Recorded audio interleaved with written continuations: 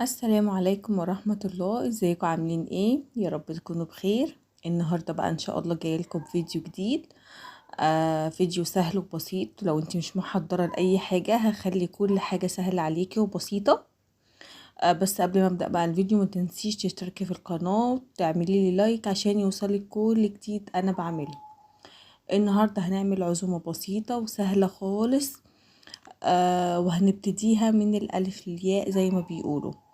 انا النهارده ما كنتش محضره اي حاجه خالص. وعملت كل حاجه في وقت واحد وفي يوم واحد.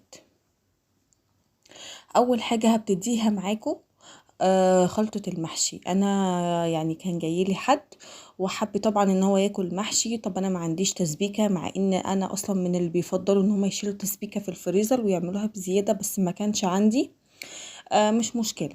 خرطنا بصل، وانا بصل المحشي بحب اخرطه، وانا عملت المحشي كتير معاكم قبل كده على القناة.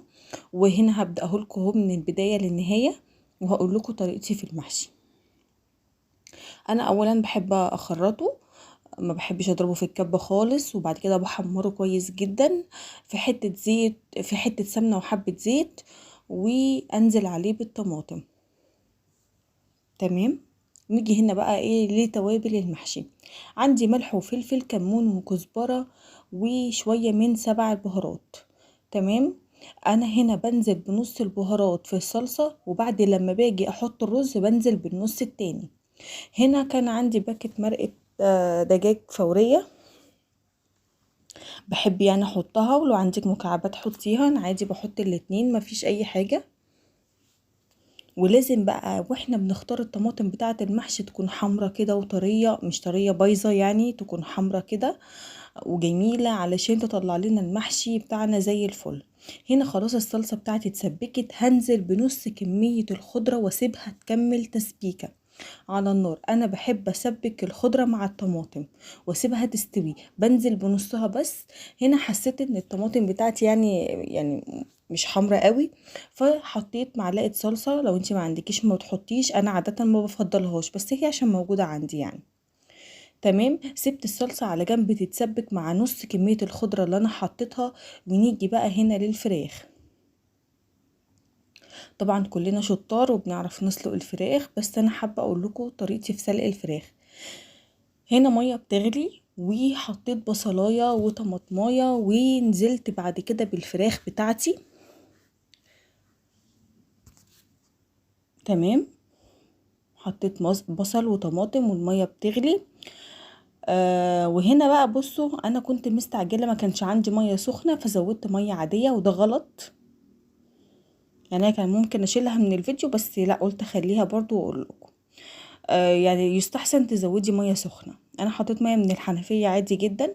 حطيت بقى هنا ملح وفلفل، التوابل بتاعتنا. بعد ما حطينا البصل والطماطم حطينا ملح وفلفل ومكعب مرق.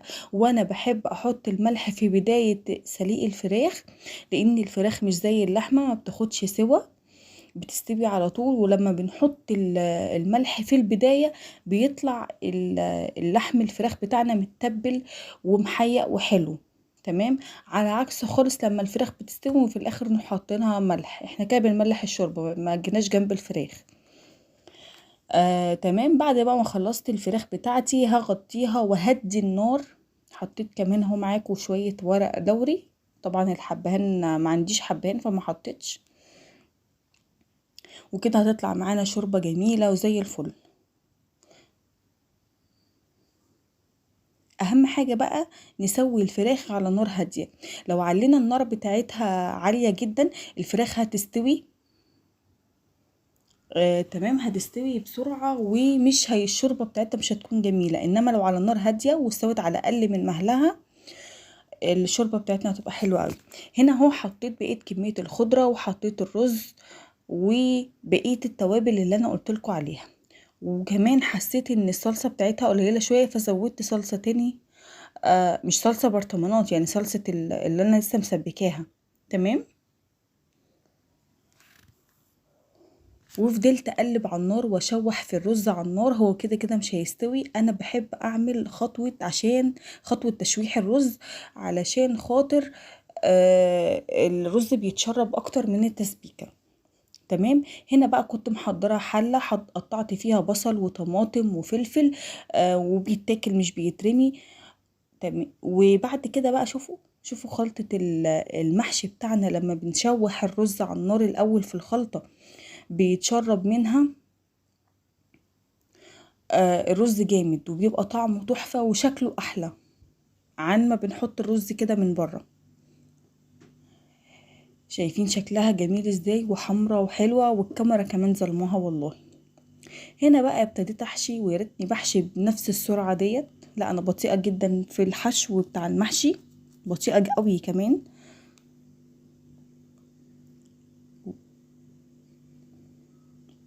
وادي كل حاجة هتخلص اهي معانا من غير ما نكون محضر لها. اهم حاجة رتبي افكارك وابدأي كده وسمي الله، وكل حاجة هتطلع سهلة وجميلة وكل حاجة.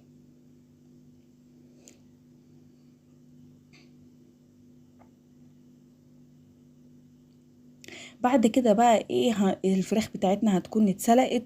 هنحضر معانا التتبيلة اللي هنتبلها من بره وندهنها على الفراخ. جبت معلقتين كبار من الصلصة، شوية زيت، ملح وفلفل اسود، وشوية من السبع بهارات. تمام. احنا بنتبل الصلصة بتاعتنا علشان الفراخ تبقى طعمها جميل وشاربة كده من التتبيلة وطعمها تحفة جدا. بصوا بقى، انا بحب اضرب طماطم في الخلاط واروح متبلها نفس التتبيله ديت واروح احطها على الفراخ. هي بتاخد وقت في الفرن مفيش مشكله، بس انا ما بفضلش استخدام الصلصه دي عشان اكون صريحه معاكم، بس انا كنت مستعجله. دهنت بقى الفراخ من تحت ومن فوق علشان كلها تبقى واخده نفس التتبيله ونفس الطعم.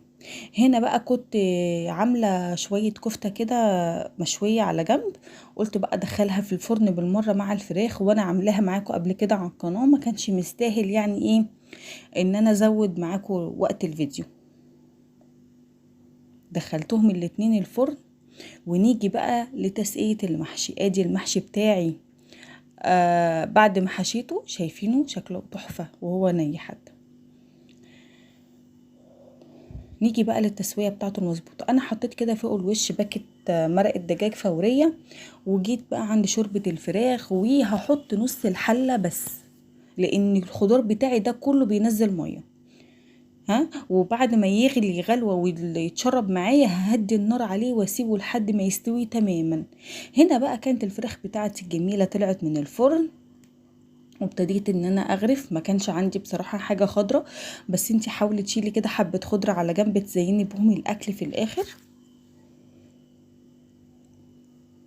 انا بصراحة ما كانش عندي غير الشيبسي، فقلت بقى ايه ينجزني وخلاص. وهنا غرفت الكفتة معاكم، وكمان هغرف المحشي. عزومة سهلة بسيطة. لو انتي مستعجلة اسلقي الفراخ، اعملي خلطة المحشي على عين، اعملي الكفتة كده، كل حاجة هتخلص وانتي واقفة. شايفين شكل المحشي بتاعي بعد ما استوى؟ كان شكله تحفة وطري وجميل ومستوي على الاخر. وبصوا حاجة مفيش بعد كده. وادي الكفتة بتاعتي، وادي الفراخ بعد ما طلعت من الفرن. زي ما قلت لكم، وبس شيلوا حبة خضرة كده للتزيين في الاخر، بيدي شكل احلى طبعا من الشيبسي والكلام ده كله. ويا رب الفيديو بتاعي يكون عجبكم، ولو عجبك ما تنسنيش بلايك واشتراك في القناة عشان يوصلك كل جديد.